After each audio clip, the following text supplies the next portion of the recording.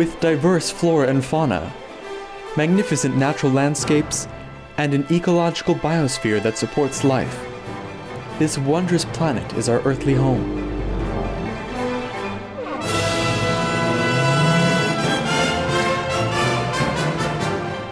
From our animal co-inhabitants to the lush rainforests and life-giving soil, we cherish all these as gifts from the Creator. It is a common theme in the world's major faiths that during our temporary stay here, we should be good stewards of Mother Earth. Throughout the years, Supreme Master Ching Hai has shared the message of leading a balanced life while following a spiritual path. Not only we must nourish our spirits, but we share the responsibility to care for nature and our fellow beings.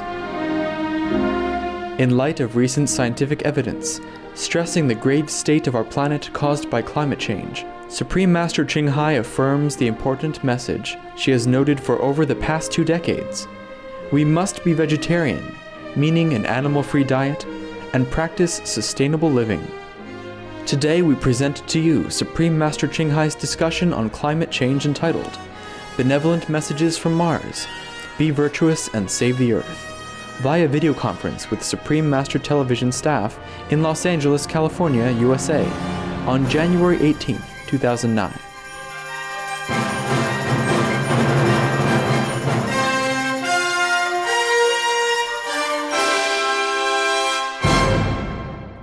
Hi, Master. Hi. Can you tell us more details about what kind of food does Master eat and why? Yes, I told you already, I eat the fruit-like food, nut stuff and fruit, cucumber and those things, which I don't have to cut the plant, which I don't have to break the leaves from the plant, because they also getting afraid when we do that. But if we take the fruit from them, they offer it free. They know the fruits are there for us. If you cut the plant, before you cut, they already get very afraid and nervous, and I don't like to cause them this feeling, yes? And if I eat it, then other people have to cut for me, yes? So for the sake of everybody, I used to cook all kind of vegetable, yes? And now I think it's a time that people should know my preferred food if they want to do the same. It's up to them. But a vegetarian is already very good, okay?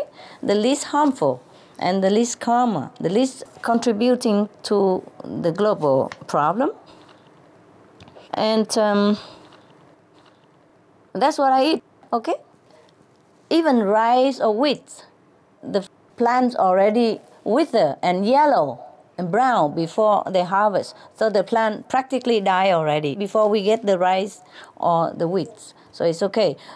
Fruit mean also corn, you see? What about root vegetables, like potatoes? You can eat them. I don't eat them at the moment because I don't plant it myself. So I don't know what kind of things they're doing to the root. But if you plant yourself, for example, then you plant them on the elevated earth bed. You know, in Vietnam, I saw them do that. You see, for example, okay, if you want to plant some sweet potatoes, yeah? And you make the airy bed like that, high above the ground. So the soil is very airy, and you plant them on the high elevated bed, round after round like that. And there will be no worms to hurt. The reason I don't want root, because sometimes they dig it and they hurt the worms. And the worms are the diligent workers to till the soil, to make the soil arable, to make the soil cultivable. And then just because of that, the sacrifice, you know, for us, and we accidentally kill them, it just hurt my heart. So I prefer to avoid it, often, before even. And now I don't eat at all, okay? It's time that I stop. I have to show people what is the preferable, yeah? What is the alternative? But if you cultivate it yourself, if I cultivate myself, yeah, on the elevated ground like that, there will be no worms in it, because the worm only go where the soil is clogged, you know, and they dig it to make the soil more airy. So if the soil is airy, the worms know, they don't go there. So first, you don't hurt the worm if you dig the potato. Second, you could even just pull it up. You don't even need to dig anything. Third, you can wait until the plant, like the sweet potato plants, already wither and die. There will be no more leaves, no more green leaves, nothing. It's only the, small stems left and the root underneath. Then the plants already die. Then you can take the root. Then you don't hurt the plant, you don't hurt the worm, nothing. In that case, you can eat the root. You see? Also the same with other root. Yes? Okay? Thank you, Okay. Master.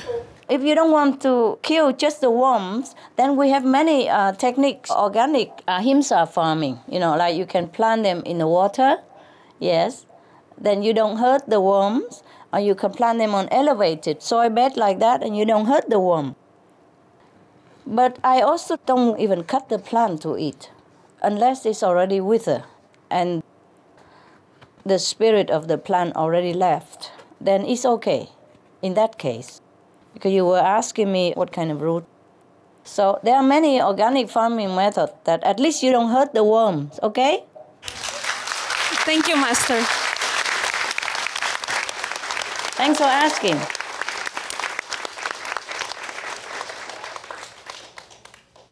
Also,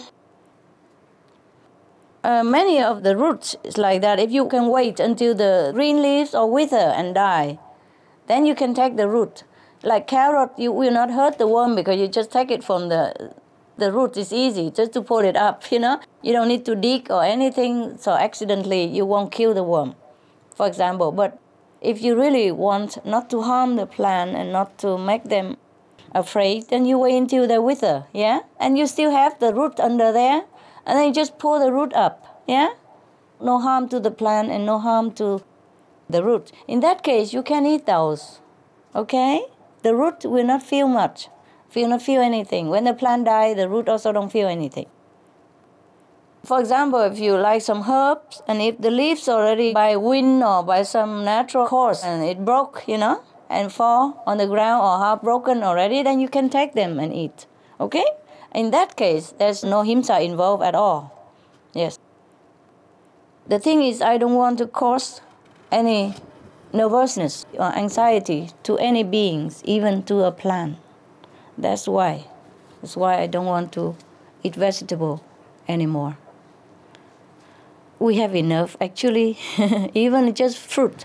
Even like tofu from soya. Soya is like fruit of the plant. Can eat them, yes. Beans, all kind of thing. They are the fruit of the plant. Not just fruit like apples and orange, but beans, yeah. All kind of beans, they're also fruit. The sesame nut, the fruit they grow from above the ground from the trees. And in Vietnam, they cultivate, for example, peanuts. In the sandy soil, there's no soil and no worm at all ever live there. So the peanuts, they thrive in the sandy area, yes? And this you can wait until the peanuts plant die. Mostly they go yellow and then brown, and they just dry up, and then you can pour the peanuts up without hurting anything at all. Even if you dig, there's nothing hurt at all. And you can plant like cassava plants that don't need much water and no worm nearby. That you can plant anywhere. You don't need even soil to plant that. You can plant in the sand or some kind of very dry soil. There are many vegetables and plants we can plant without water or with very, very little water. It's very suitable right now because we are short of water, huh? And plant your own vegetable, then you have absolute control about how you harvest and what you harvest and what you eat. Okay, love? Thank you, Master.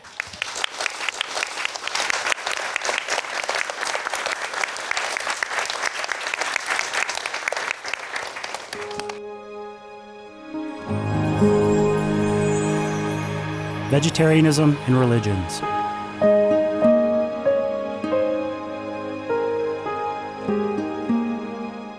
The Baha'i Faith. Regarding the eating of animal flesh and abstinence therefrom, know thou of a certainty that in the beginning of creation God determined the food of every living being, and to eat contrary to that determination is not approved. Selections from the Baha'i writings of some aspects of health and healing. Buddhism. All meats eaten by living beings are of their own relatives. Lankavatara Sutra.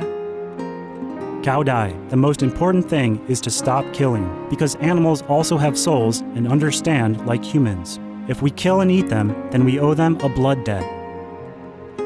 teachings of the saints. Christianity, meats for the belly, and the belly for meats, but God shall destroy both it and them. Holy Bible. And while the flesh was yet between their teeth, ere it was chewed, the wrath of the Lord was kindled against the people, and the Lord smote the people with a very great plague.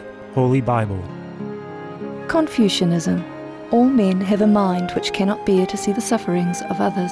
The superior man, having seen the animals alive, cannot bear to see them die. Having heard their dying cries, he cannot bear to eat their flesh. Mencius. Essenes. I am come to end the sacrifices and feasts of blood, and if ye cease not offering and eating of flesh and blood, the wrath of God shall not cease from you. Gospel of the Holy 12. Hinduism. Since you cannot bring killed animals back to life, you are responsible for killing them. Therefore you are going to hell. There is no way for your deliverance. Adilila. He who desires to augment his own flesh by eating the flesh of other creatures lives in misery in whatever species he may take his birth. Mahabharata anew. Islam. Allah will not give mercy to anyone except those who give mercy to other creatures. Hadith. Do not allow your stomachs to become graveyards of animals. Hadith. Jainism. A true monk should not accept such food and drink as has been especially prepared for him involving the slaughter of living beings. Sutra Kritanga. Judaism. And whatsoever man there be of the house of Israel, or of the strangers that sojourn among you, that eateth any manner of blood, I will even set my face against that soul that eateth blood, and will cut him off from among his people. Holy Bible. Blood meaning flesh. Sikhism. Those mortals who consume marijuana, flesh and wine, no matter what pilgrimages, fasts and rituals they follow, they will all go to hell. Guru Granth Sahib. Taoism. Do not go into the mountain to catch birds and nets, nor to the water to poison fishes and minnows. Do not butcher the ox that plows your field, tract of the quiet way. Tibetan Buddhism. The offering to the deities of meat obtained by killing animate beings is like offering a mother the flesh of her own child, and this is a grievous failure, the supreme path of discipleship. Zoroastrianism. Those plants I, Ahura Mazda, or God, rain down upon the earth to bring food to the faithful and fodder to the beneficent cow. Avesta. Everybody knows that vegetarian diet is good for health and to save the planet. They will be awakening their own great, compassionate, loving self-nature, and then their level of consciousness will rise up automatically, and they will understand more than they ever did, and they'll be closer to heaven than what they are right now. We have something we'd like to share with you. Oh, wonderful. My turn to enjoy. Yes. Thanks God. Master, in our human culture, Earthlings have always been fascinated with Martians. We are naturally curious about our so-called alien neighbors, and hence there has been much written on the subject, including jokes. Here's one. A girl was visiting her Martian friend, who had acquired 2 new dogs, and asked her what their names were. The Martian responded by saying that one was named Rolex and one was named Timex. Her friend said, "Who ever heard of someone naming dogs like that?" Yes. "Hello," answered the Martian. "They're watchdogs." Oh. Yes, very funny. Yes, very good. Very good, very good. Ah. Very funny. Yes. Master, to conclude today's amazing conference, we would like to invite Master to share some more of your words of wisdom and advice for us and the world. You see, the best advice, honey, is from examples, yes? I think we have plenty of wisdom from Martians, yeah? From Martians, from what happened to them and what we discover telepathically. Yes, as well as scientifically, yes, they have discovered that Mars is all barren and uninhabitable. But they also discovered that long ago there was water there. Water means life supporting. So what have happened to all these bodies of waters? You see? That is a very, very important question for us. So from Mars we can learn to prevent, such disaster. that it might not ever happen to our planet. So my advice is just look to Mars and don't forget.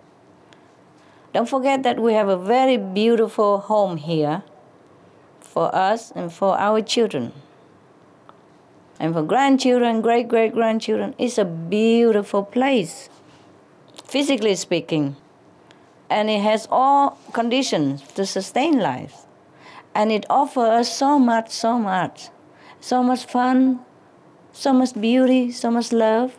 And even though it's a temporary home, but it's a very good home for practicing spiritually, for rekindle our wisdom within, and for practicing to be, a higher, nobler being. So it's a nice place to sojourn for, as long as our time permits, at least to develop spiritually. Or if not, just enjoy it. Just enjoy the scenery, enjoy what we have here. We have exquisite flowers, yes.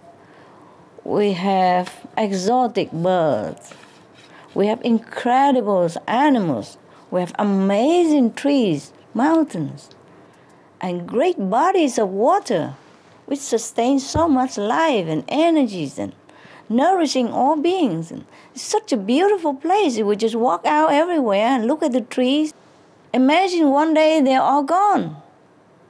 And smell the flowers quick before maybe they be gone soon.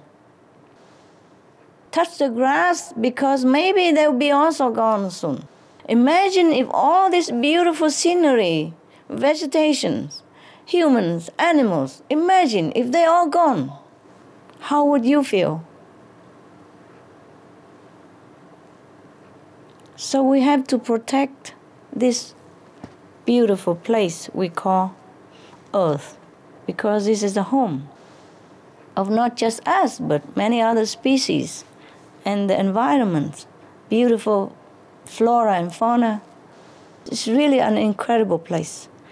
It took trillions of years to manifest such a planet. And it takes many, many meritorious, virtuous deeds of human beings, or animals, or other beings alike, in order to garnish into this energy, in order to manifest such kind of planet like this. It's not a gift that you can buy and offer it to someone. It's not a toy that we can use it and discard tomorrow. It's not an item that if we have trillions of dollars, we can buy it. However much money we have, we cannot buy this planet. It's so exquisite, it's so special, so unique, so beautiful. Not every planet are as beautiful as our planet, even though we have more beautiful planets. But not all of them are as beautiful as our planet. So beautiful, like some planets are not as beautiful. The peopled planets, not all are as beautiful as this. I wish I can make everybody understand what I'm talking about. I wish I can wake them all up and we just turn around and that's it. We can save the planet.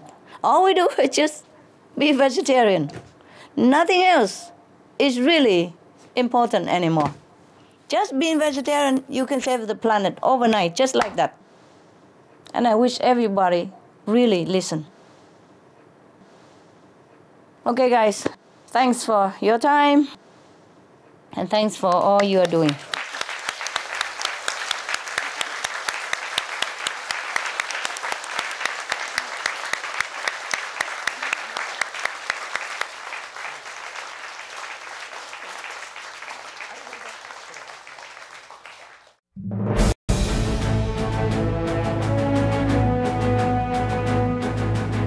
European Parliament supports reducing meat to lower greenhouse gases. Roll call vote. Vote is now open. Reduce your meat consumption or stop eating meat totally. During discussions on greenhouse gas reduction goals, the Climate Committee of the European Parliament officially recognized livestock's contribution to global warming and recommended a reduction of subsidies to the livestock industry to curb methane.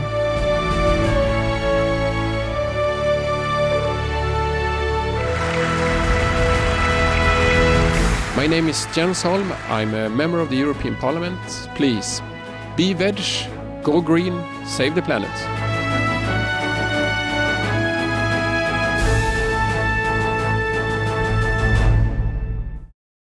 I want everybody to know that we still can save the planet. We still can. We still have some time. But we have to turn around quick, you know? Because we are going to the destructive direction right now. If we just turn around, then it's become constructive again, positive again. Very simple. If we don't head north, then we go in south, you know? Turn around and we go north, if that's where we want to go. I'm sorry I have no more bigger words or, you know, impressive words or incredible sentences to conclude our meeting, or that I could impress people of the planet or convince them in any way. But I just hope they feel what I say is the truth and sincere. And I truly wish them to continue to have the planet and to save the planet for the future generations. Thank you, all of you. Keep up the good work. Thank you, Master.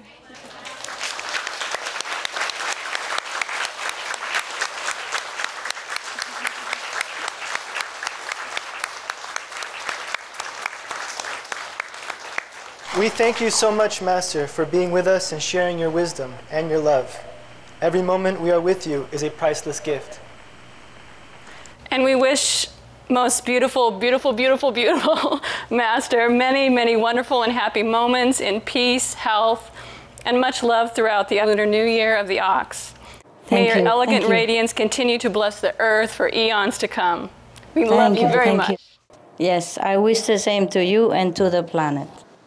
And you know what? Before we go, I have a surprise for you.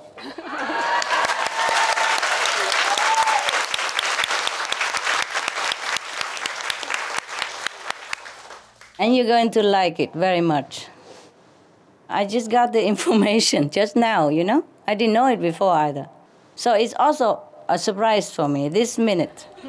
That not only Martians, but many other planets also watching the Supreme Master television.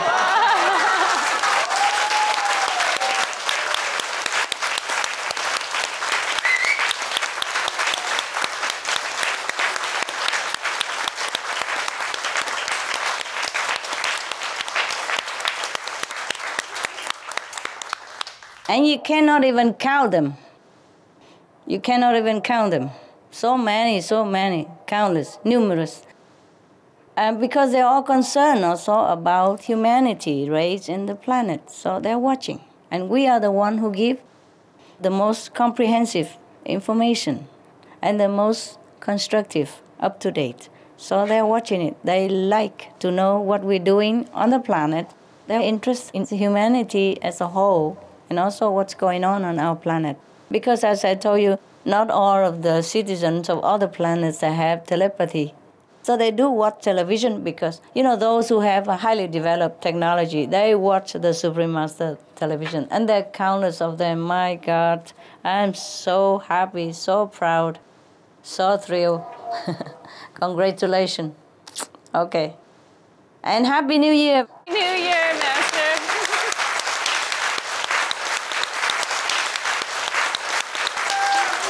Oh, blah, blah, blah, blah, blah, blah. Blah, blah, blah, blah, blah.